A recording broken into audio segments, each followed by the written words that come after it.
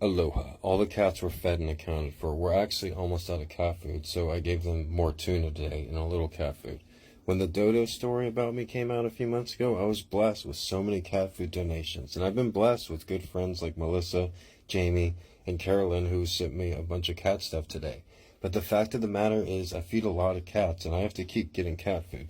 The little guys rely on me. I feed them every day and I haven't missed a day in over 2 years. The kitties don't eat much, but they only eat once or twice maybe a day. And at least they eat something. I have money for cat food today, thank God. But there were days that I didn't, and I had always been afraid that I didn't have money or food to feed them.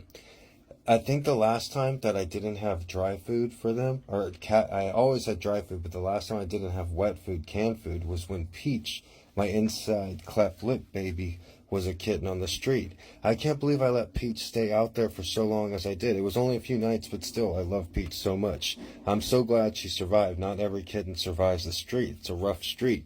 Peach was the sweetest street kitten. She was so scared when she was first dropped off here. She just hid under cars and cried. But during feeding time, she got so happy watching all the other cats who were also happy. And that one day, I didn't have dry food, only canned food. She didn't seem to mind. She just liked the feeling of safety and being with other cats. I didn't try to pet or pick up Peach for the first couple days, but then I just tried just to see what she would do. And she instantly, as soon as I picked her up, rested her head against my chest. Right then I said, sold, and my heart totally fell for little Peach. I didn't even need to put her in a carrier. I just walked her up there upstairs in my arms.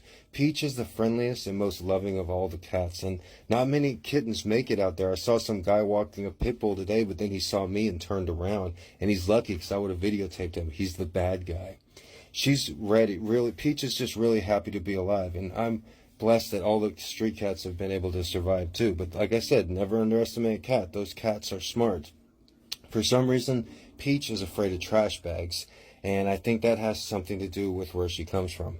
I love all the street cats, but like I said, only a small percentage of them ever make it off the streets and back into their home. Most of them were once in a home and were abandoned.